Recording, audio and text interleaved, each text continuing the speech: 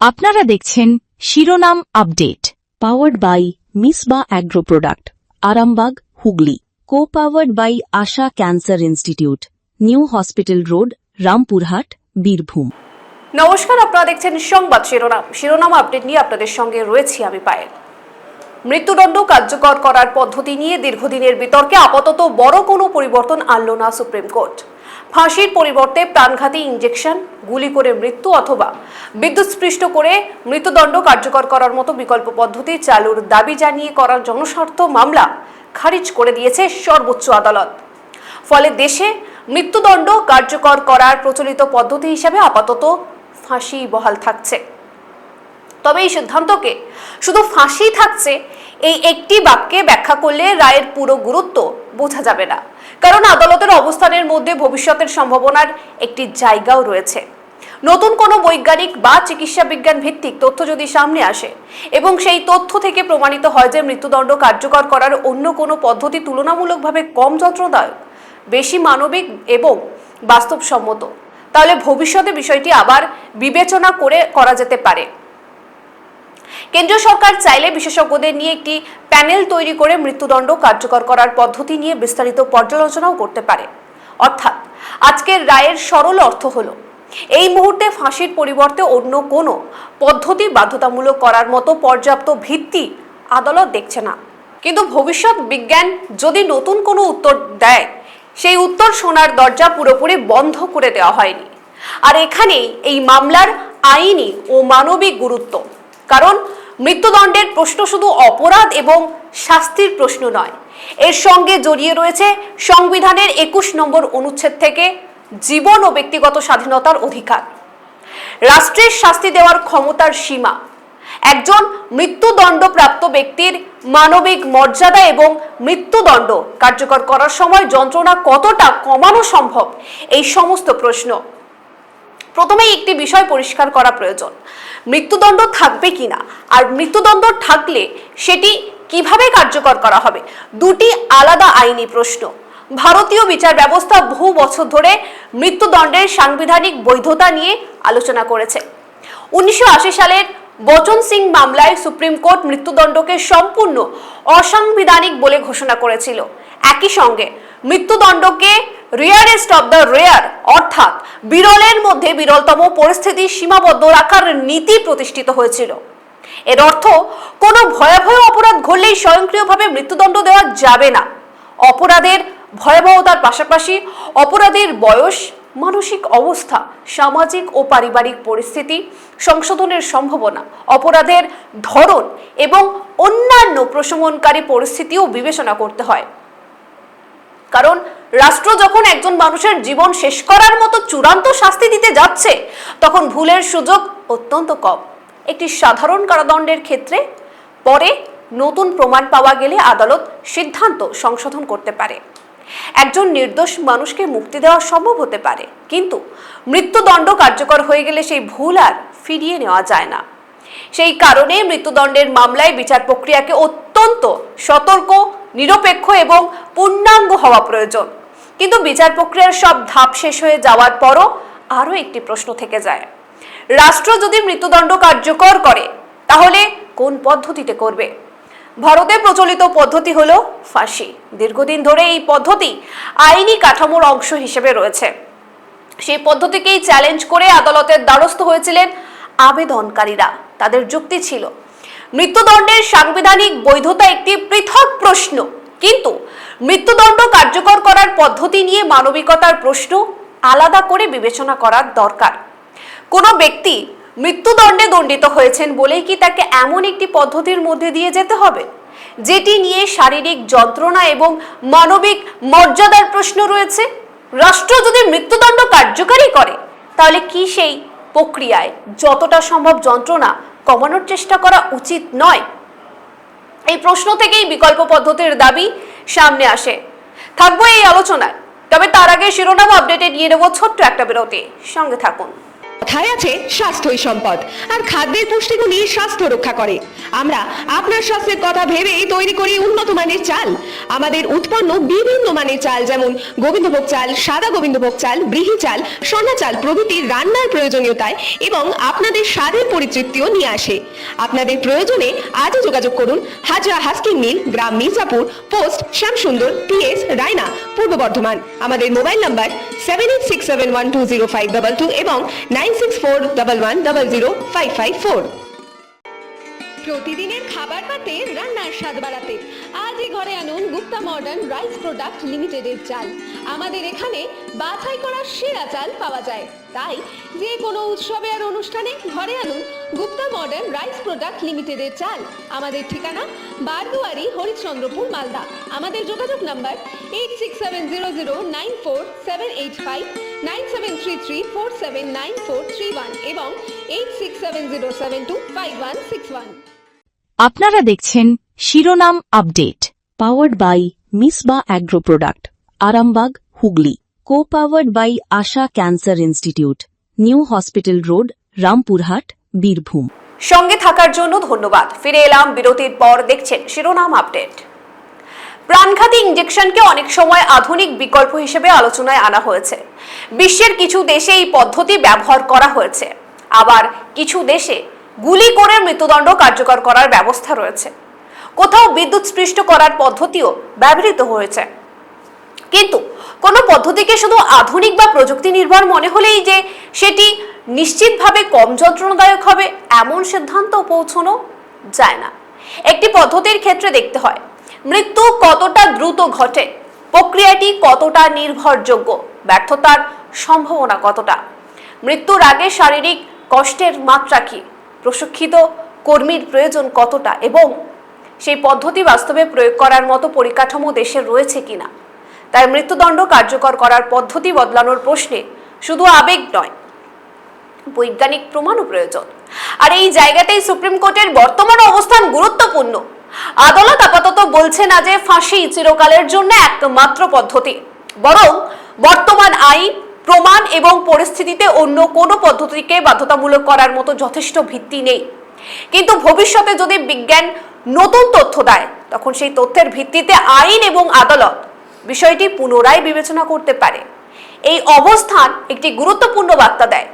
আইন বর্তমান বাস্তবতাকে মেনে চললেও ভবিষ্যতের বৈজ্ঞানিক পরিবর্তনের জন্য পুরোপুরি বন্ধ দরজা তৈরি করছে না। কারণ সমাজ বদলায়, প্রযুক্তি বদলায়, চিকিৎসা বিজ্ঞান বদলায় এবং মানুষের মানবাধিকার সম্পর্ক ধারণাও সময়ের সঙ্গে বিকশিত হয়। ফলে বহু বছর ধরে কোনো পদ্ধতি চালু আছে বলে সেটিই চিরকাল একইভাবে চলবে এমন নিশ্চয়তা নেই। কিন্তু পরিবর্তনের জন্য প্রয়োজন প্রমাণ, গবেষণা, আইনগত কাঠামো এবং বাস্তবসম্মত বিকল্প।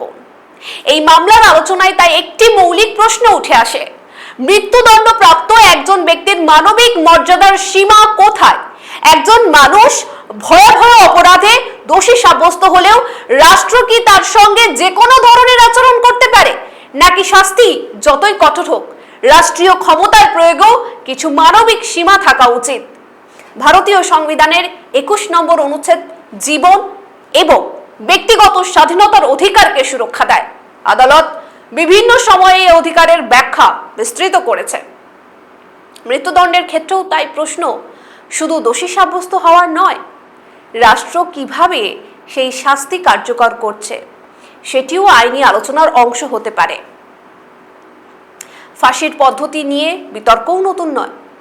1983 সালের দীনদয়াল মামলায় সুপ্রিম কোর্ট ফাঁসির পদ্ধতির সাংবিধানিক বৈধতা নিয়ে আলোচনা করেছিল।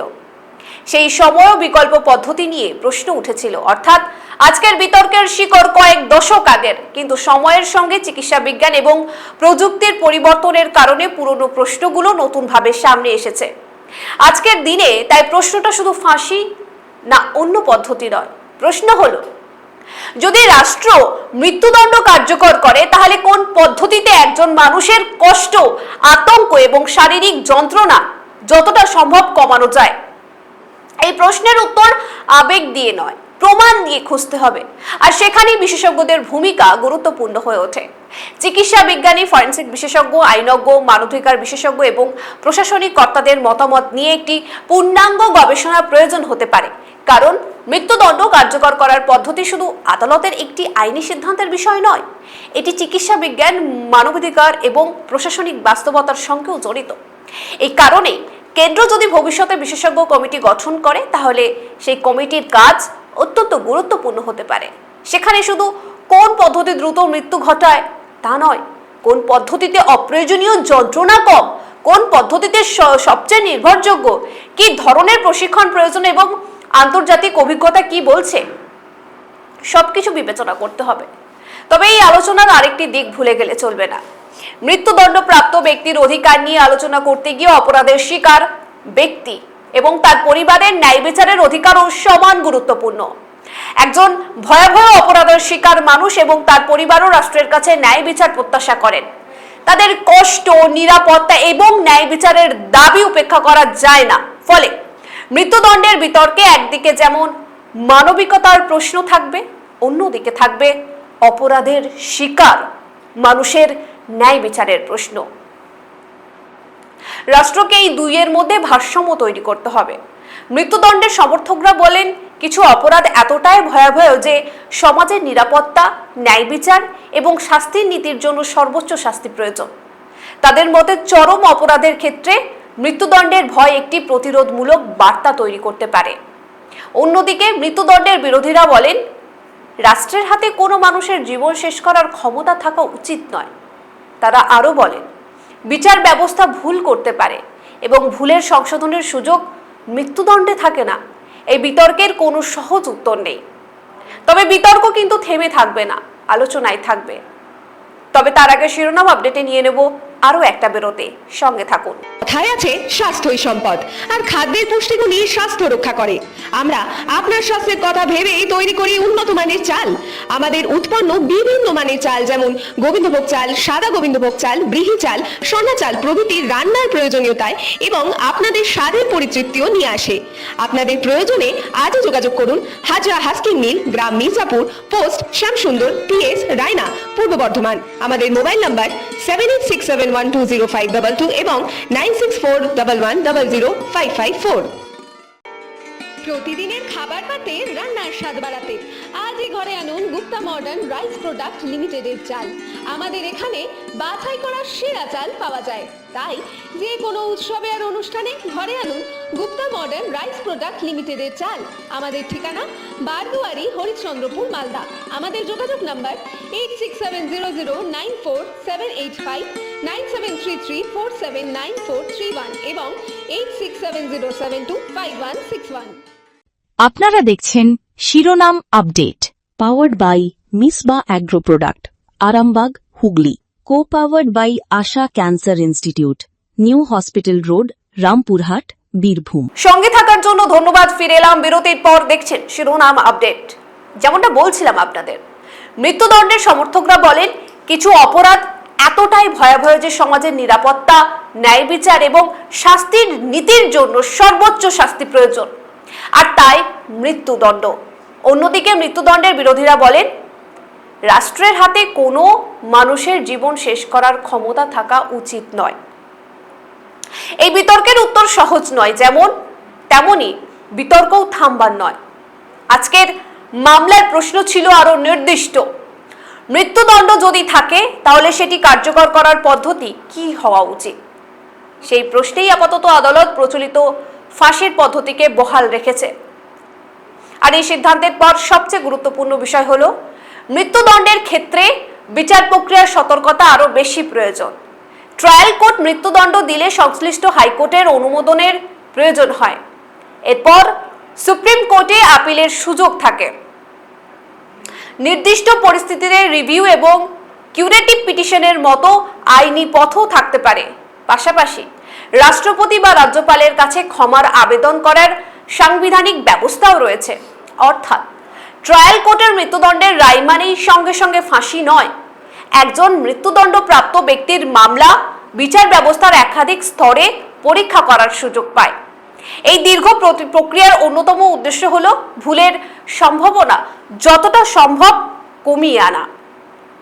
আর এখানেই কার্যকর আইনি সহায়তার গুরুত্ব অত্যন্ত বেশি।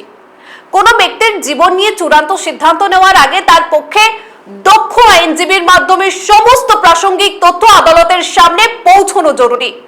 অভিযুক্তর বয়স, মানসিক অবস্থা, পারিবারিক পরিস্থিতি, সামাজিক পটভূমি, সংশোধনের সম্ভাবনা এবং অন্যান্য প্রশমনকারী বিষয় যদি আদালতের সামনে যথাযথভাবে না আসে, তাহলে মৃত্যুদণ্ডের মতো চূড়ান্ত শাস্তির ক্ষেত্রে প্রশ্ন তৈরি হতে পারে।